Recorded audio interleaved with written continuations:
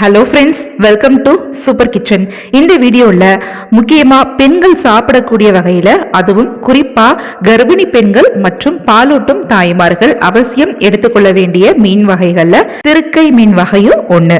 நம்ம நார்மலாக மீன் குழம்பு எப்படி செய்வோமோ அந்த மாதிரி இந்த குழம்பு செய்யக்கூடாதுங்க. இந்த திருக்கை மீனை மட்டும் கொஞ்சம் வித்தியாசமாக வேற சில இன்கிரீடியன்ஸ் எல்லாம் சேர்த்து செய்யும் போது இதோட சுவையும் மனமும் ஜாஸ்தியாகவே இருக்கும். மிகவும் மருத்துவ குணம் நிறைந்த இந்த திருக்கை மீன் குழம்பை நான் சொல்ற மாதிரி செய்து சாப்பிட்டு பாருங்க. ரொம்ப சுவையா இருக்கும். வீடியோவை ஸ்கிப் பண்ணாம பாருங்க. சரி, வாங்க இந்த திருக்கை மீன் குழம்பு செய்யறது எப்படின்ட்டு வீடியோக்குள்ள போய் பார்க்கலாம். இதை செய்யறதுக்கு நான் இன்னைக்கு 1/2 கிலோ அளவுக்கு திருக்கை மீன் எடுத்துட்டு அதை நல்லா கட் பண்ணிட்டு நல்லா கழுவிட்டு ஃபைனலா உப்பு, மஞ்சள் பொடி, ஒரு 1/2 மூடி லெமன் சாறு இது எல்லாத்தையும் சேர்த்து நல்லா உரசி கழுவி அதுக்கப்புறமா இந்த மாதிரி தண்ணி ஊற்றி சுத்தமா அலசிட்டு தண்ணியெல்லாம் வடிச்சு எடுத்து வச்சிருக்கேன். நம்ம இந்த மாதிரி உப்பு, மஞ்சள் பொடி, லெமன் சாறு சேர்த்து கழுவும் போதுதான் இந்த மீன்ல இருக்கிற வாடை கொஞ்சம் கூட இருக்காது. இப்ப கழுவோட மீன் ஒரு ஓரமா இருக்கட்டும். அடுத்ததா ஒரு மிக்சி ஜார் கப்ல 2 டீஸ்பூன் அளவுக்கு மிளகு சேர்த்துக்கோங்க. இது கூடவே ஒரு 3 பூண்டை தோலெல்லாம் உரிச்சிட்டு பூண்டு பல் எல்லாத்தையுமே இதுல சேர்த்துக்கலாம். சேர்த்த இந்த மிளகு, பூண்டு ரெண்டுத்தையுமே தண்ணி சேர்க்காம நல்ல கோஸா இந்த மாதிரி இடிச்சு எடுத்துக்கோங்க. கண்டிப்பா அரைக்க கூடாதுங்க. நீங்க இந்த மிளகு, பூண்டு ரெண்டுத்தையும் இந்த மாதிரி கோஸா இடிச்சு செய்யும் போதுதான் மீன் குழம்பு ரொம்ப சுவையா, மனமா, காரம் குறைவாகவும் இருக்கும். இதை அப்படியே வேற ஒரு பாத்திரத்துக்கு மாத்திருங்க. அதே மிக்சி ஜார் கப்ல 1/4 கப் அளவுக்கு துருவிய தேங்காய் சேர்த்துக்கலாம். இது கூடவே ஒரு பெரிய வெங்காயத்தை தோலை நீக்கிட்டு ரஃபாவே கட் பண்ணி சேர்த்துக்கோங்க. கூடவே ஒரு 5 பூண்டு பல் மட்டும் சேர்த்துட்டு இதை அரைக்கிறதுக்கு எந்த அளவுக்கு தண்ணி தேவைப்படுமோ அந்த அளவுக்கு தண்ணி மட்டும் சேர்த்துட்டு இது போல நல்லா நைஸான பேஸ்ட்டை அரைச்சி ஒரு ஓரமா எடுத்து வச்சுக்கலாம். அரைக்க வேண்டிய பொருட்கள் எல்லாம் அரைச்சாச்சு. இப்ப குழம்பு ரெடி பண்ண ஆரம்பிச்சிடலாம். ஸ்டவ்ல கடாய் வச்சுக்கோங்க. கடாயில 4 டேபிள் ஸ்பூன் அளவுக்கு சமையல் எண்ணெய் சேர்த்துக்கோங்க. நம்ம சேர்த்த இந்த எண்ணெய் நல்லா சூடானதுக்கு அப்புறமா 1/4 டீஸ்பூன் அளவுக்கு வெந்தயம் சேர்த்துக்கோங்க. கூடவே 1/4 டீஸ்பூன் அளவுக்கு தாளிப்பு வடகம் சேர்த்துக்கோங்க. நம்ம சேனல்ல ஆல்ரெடி தாளிப்பு வடகம் எப்படி செய்யறதுன்ற வீடியோ அப்லோட் பண்ணிருக்கேன். தேவைப்படுறவங்களுக்கு எண்ட் ஸ்கிரீன்லயும் டிஸ்கிரிப்ஷன் பாக்ஸ்லயும் கொடுக்குறேன், செக் பண்ணி பார்த்துக்கோங்க. இப்ப இது எல்லாம் சேர்த்ததுக்கு அப்புறமா நல்லா பொரிஞ்சு இந்த மாதிரி வந்ததுக்கு அப்புறமா ஒரு 3 பச்சை மிளகாயை நல்லா கழுவிட்டு நடுவுல மட்டும் கீறிட்டு சேர்த்துக்கோங்க. பச்சை மிளகாயை கீராம சேர்த்தீங்கன்னா பட்டு பட்டுன்னு வெடிக்கும். ஸோ அதனால கீறிட்டு சேர்த்துக்கோங்க. கூடவே ஒரு பெரிய வெங்காயத்தை நல்லா ஃபைனா கட் பண்ணிட்டு சேர்த்துக்கலாம். இது கூடவே ஒரு 6ல இருந்து 7 பூண்டு பல் இதையும் சேர்த்து நல்லா கலந்து விட்டு ஒரு 2 நிமிஷம் போல வதக்கி எடுத்துக்கோங்க. வெங்காயம், பூண்டு நல்லா வதங்கி வந்ததுக்கு அப்புறமா நம்ம ஆல்ரெடி மிளகும் பூண்டும் இடிச்சு வச்சிருக்கோம் இல்லையா, அதை இது கூட இப்ப சேர்த்துட்டு நல்லா கலந்து விட்டு வதக்கிக்கோங்க. இந்த மாதிரி இடிச்ச மிளகை நம்ம எண்ணெயிலேயே ஃப்ரை பண்ணி வதக்கி எடுக்கும் போது இந்த குழம்புல அதிகப்படியான காரம் இருக்காது. இன்னொரு விஷயம் சொல்ல போனா, இந்த பூண்டையுமே நல்லா பச்சை வாசனை போற அளவுக்கு நம்ம வதக்கி எடுக்கிறதுனால மேற்கொண்டு இந்த பூண்டுல இருக்கிற காரத்தன்மையுமே குறைஞ்சிரும். இன்னும் நீங்க சின்ன வெங்காயம் சேர்த்து இந்த குழம்பு செய்யும் போது கூடுதலான சுவை கிடைக்கும். என்கிட்ட இன்னைக்கு சின்ன வெங்காயம் இல்லை, அதனால பெரிய வெங்காயம் சேர்த்திருக்கேன். இப்ப ஒரு 2 மீடியம் சைஸ் அளவுக்கு தக்காளி பழத்தை நல்லா கழுவிட்டு அதையும் கட் பண்ணிட்டு இது கூட சேர்த்துக்கோங்க.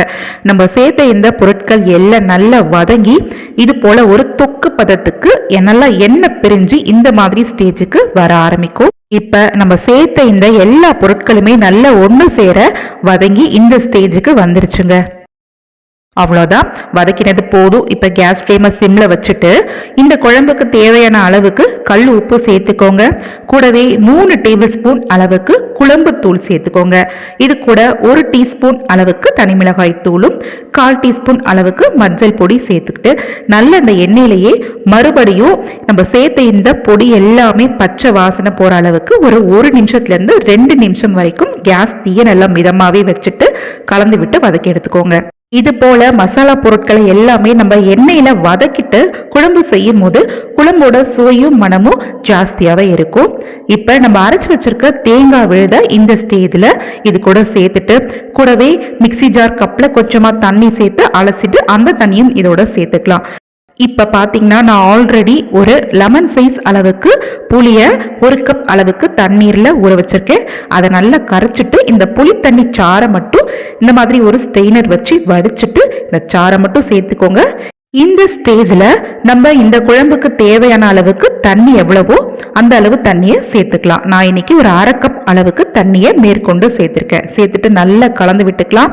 இந்த சமயத்துல நீங்க உப்பு காரம் எல்லாமே செக் பண்ணிட்டு இப்ப கேஸோட தீயை நல்லா மிதமா வச்சுட்டு ஒரு லிட்டை போட்டு க்ளோஸ் பண்ணி 10 நிமிஷத்துக்கு நல்லா கொதிக்க விட்டுருங்க. இப்ப 10 நிமிஷம் முடிஞ்சிருச்சு. நான் கடாயோட லிட்டை ஓபன் பண்ணிக்கிறேன். இப்ப பாருங்க, நம்ம குழம்புல சேர்த்திருந்த தண்ணி எல்லாம் நல்லா வத்திட்டு நம்ம சேர்த்திருந்த எண்ணெய் மட்டும் நல்லா பிரிஞ்சு மேல தகன்னு மிதக்க ஆரம்பிச்சிருச்சு. குழம்புமே நல்ல ஒரு திக்கான கன்சிஸ்டன்சிக்கு வந்திருக்கு. இப்ப நம்ம ஆல்ரெடி கழுவி வச்சிருந்த மீனை இந்த ஸ்டேஜ்ல சேர்த்துக்கலாம். மீன் சேர்க்கும் போது மீன்ல தண்ணி இல்லாம தண்ணி எல்லாம் வடிச்சிட்டு சேர்த்துக்கோங்க. இப்ப ஒரு கரண்டியை வச்சு நல்லா ஈவனா கலந்து விட்டுக்கலாம். நம்ம நார்மலா மீன் குழம்பு செய்யும் போது குழம்பு நல்லா கொதிச்சோன்னா மீனை சேர்த்துட்டு ஒரு 5 நிமிஷத்துலயே நம்ம சேர்த்த மீன் வெந்துடும். பட் இந்த மீன் வேகிறதுக்கு கொஞ்சம் டைம் எடுக்கும். ஸோ கேஸோட தீயை நல்லா மிதமா வச்சுட்டு 10 நிமிஷத்துக்கு மூடி போட்டு நல்லா குழம்பையும் கொதிக்க விட்டு இந்த மீனை வேக வச்சு அதுக்கப்புறமா ஆஃப் பண்ணிக்கலாம். இப்ப பாருங்க, 10 நிமிஷம் முடிஞ்சிடுச்சு. இப்ப நான் கடாயோட லிட்டை ஓபன் பண்ணிக்கிறேன். இப்போ ஒரு கரண்டியை போட்டு மெல்லமா மீன் உடையாதபடிக்கு இதுக்கு நல்ல சொயட்டி லைட்டா ஸ்மூத்தா கலந்து கொடுத்து விட்டுருக்கேன். இப்ப பாருங்க, மீனுமே நல்லா வெந்து வந்துருச்சு. நீங்க கையால இப்படி தொட்டு பார்த்தாலே மீன் நல்ல மாவு மாதிரி அமுங்கி வரணும். அவ்வளோதாங்க. கேஸ் ஃப்ளேமை கம்ப்ளீட்டா ஆஃப் பண்ணிடுங்க. இப்ப அதிக மருத்துவ குணம் நிறைந்த திருக்கை மீன் குழம்பு ரெடி ஆயிடுச்சுங்க. இது கர்ப்பிணி பெண்கள், பாலூட்டும் தாய்மார்கள்லாம் வாரத்துல ஒரு முறைனாவது எடுத்துக்கலாம். எடுத்துக்கும் போது அதிக அளவுல அவங்களுக்கு நன்மையை தரும். இதே மாதிரி திருக்கை மீனை நீங்களும் பாத்தீங்கன்னா மிஸ் பண்ணாம இந்த மாதிரி மெத்தடை ஃபாலோ பண்ணி குழம்பு வச்சு சாப்பிட்டு பாருங்க. ரொம்ப சுவையா மனமா இருக்கும். ஓகே, இந்த குழம்பு ரெசிபி உங்களுக்கு பிடிச்சிருந்ததுன்னா வீடியோ பார்க்கும்போது கண்டிப்பா லைக் பண்ணி ஷேர் பண்ணுங்க. இது வரைக்கும் நம்ம சேனல் சூப்பர் கிச்சனை நீங்க சப்ஸ்கிரைப் பண்ணலனா அப்போ சப்ஸ்கிரைப் பண்ணிக்கோங்க.